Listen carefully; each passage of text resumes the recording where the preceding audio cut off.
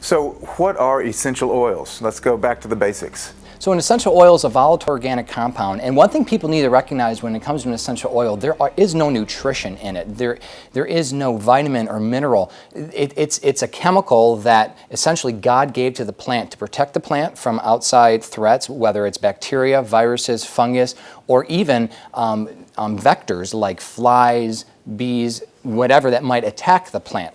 And so what it includes are organic compounds, not organic as we think, meaning organic having a carbon chain included in it. Organic compounds like terpenes, alcohols, ketones, esters, and you name it. It's basically chemicals.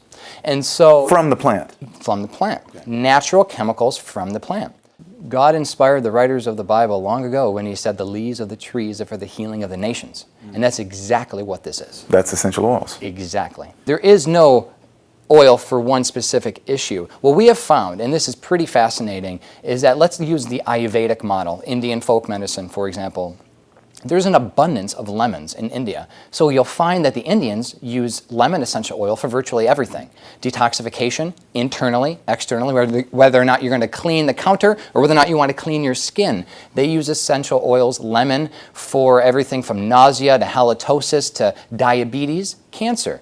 Well, when you go to Australia, they're using melaleuca and tea tree and eucalyptus. When you go to Oregon and Washington, they're using peppermint for everything. So it's important to realize that these oils, a lot of them do the same things. So when I report on research, it's limited because we've only done a limited amount of research, but as far as I know, there is no essential oil that does not have a cancer effect. I just recently read a report of over 130 research articles regarding essential oils.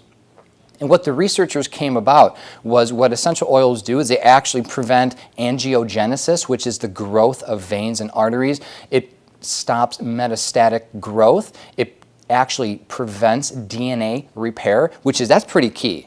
That's really key because there was one study that compared sandalwood and frankincense, and it found that frankincense, again, triggered that apoptotic effect where the cancer cell died, but sandalwood killed cancer another way, went around the back end, in a sense, and flanked it by triggering the actual DNA to not being able to repair itself, so the cancer just died that way too. Frankincense oil, if you look at the research today, it is probably the most powerful essential oil, if not the most powerful supplement, period, when it comes to natural cancer treatment, in my opinion. What's in frankincense that makes it so good? You know, frankincense is really high in a compound called boswellia, or boswellic acid.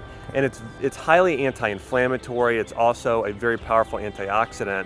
And there are studies, actually there's a study that came out of the UK pretty recently showing that frankincense oil is effective at shrinking tumors, is effective against ovarian cancer, colon cancer, and breast cancer. And so that boswellia and frankincense, very, very powerful compound at fighting and treating cancer. And one of the most incredible things about frankincense is that, you know, the essential oils themselves are very, very small molecular compounds, and most everybody knows this in cancer treatment, that chemotherapy is not effective at treating any sort of cancer of the brain because it can't pass through the blood-brain barrier, versus frankincense oil, those compounds are so small they can actually pass through the blood-brain barrier and start to reduce that neural inflammation. And so I'll tell you an incredible story. I was speaking recently and had somebody come up to me at the end after talking about essential oils, and she said, I can attest to what you're talking about with frankincense oil. She said, my husband was diagnosed with a brain tumor 6 years ago and was given 3 months to live. We got turned on to frankincense oil, started using it every single day. We diffused it in the home. We rubbed it on the roof of his mouth. She says it's been 6 years and he's still alive, and we really believe it's because of this use of frankincense oil. But yeah, you look in the medical studies, it's effective against Alzheimer's. It's effective against any sort of brain inflammation. And again, 4 separate studies showing that it's effective at treating cancer. Allison Huish was diagnosed with brain cancer at the tender age of 13. And she used frankincense oil to treat it. Here's her amazing story. I walked out of the waiting room about an hour later to see my mom, who had just hung up the phone with tears in her eyes. And she told me, she said, Allison, you have a brainstem tumor. And I didn't know quite what that meant. You know, I was 13 years old. I just started junior high school a couple weeks prior. But I knew at that moment that my life would be different from there on out. So we immediately went to go see my doctor, to my pediatric neurologist, and he showed my parents what the tumor was. Basically, it was a brainstem tumor, pilocytic astrocytoma is what it was, about the size of an egg, and it rested on my brainstem.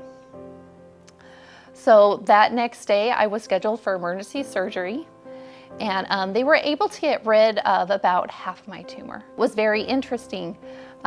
My doctor told me, eat all the calories you can. If you'll eat pizza, if you'll eat ice cream, because I was very skinny, he's like, just get calories in you, whatever you'll take. But in our research, we learned how nutrition was so important. I needed to give my body good calories to help support good, healthy weight gain, support the cell so I would function better. And then we started doing research on what to do. And of course, many people were pushing us to go see our radiologist and go that direction. My mom and I, we did go meet with our radiologist. And I still to this day remember sitting in that room, the feelings that I felt in there. It was very cold.